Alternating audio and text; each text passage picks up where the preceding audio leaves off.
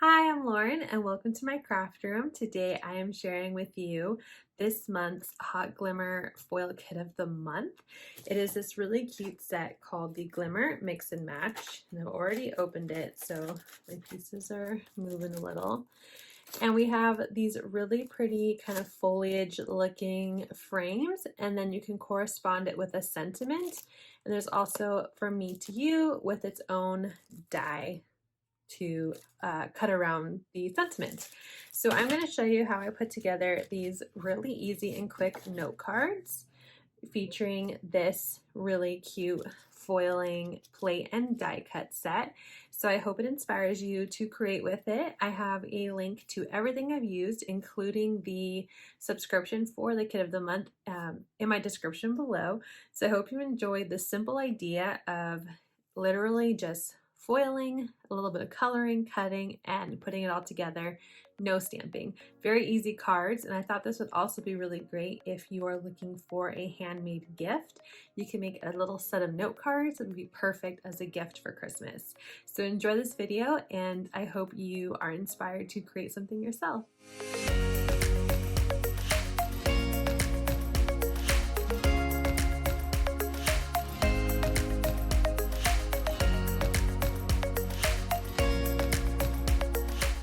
Here are the supplies you get in the kit.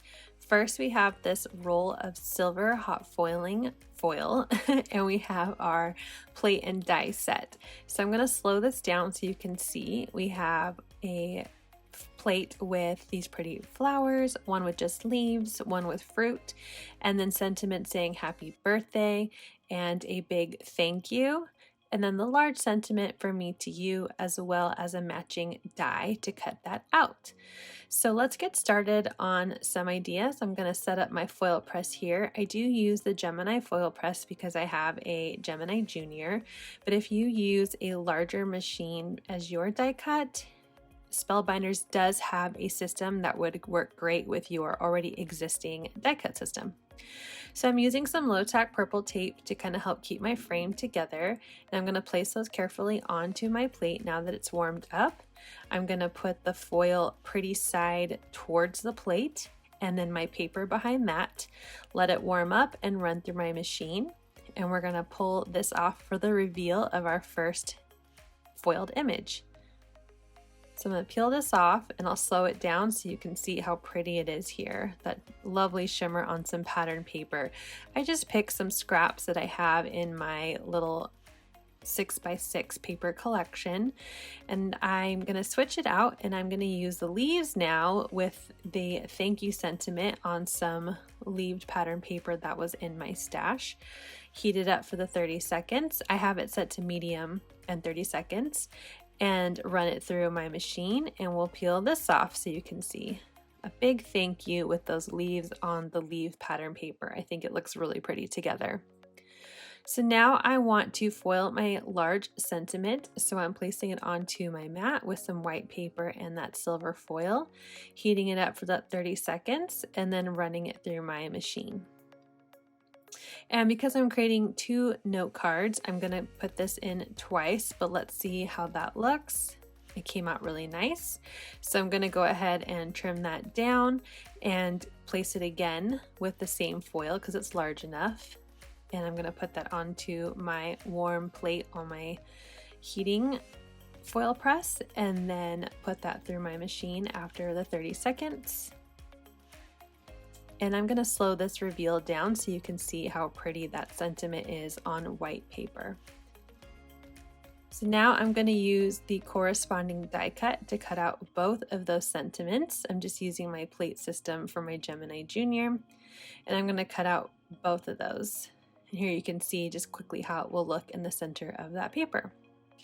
So now it's time to fill in my little images from my foiling. I'm just using a alcohol marker that kind of matches the paper, and I'm coloring in all of the leaves around this frame.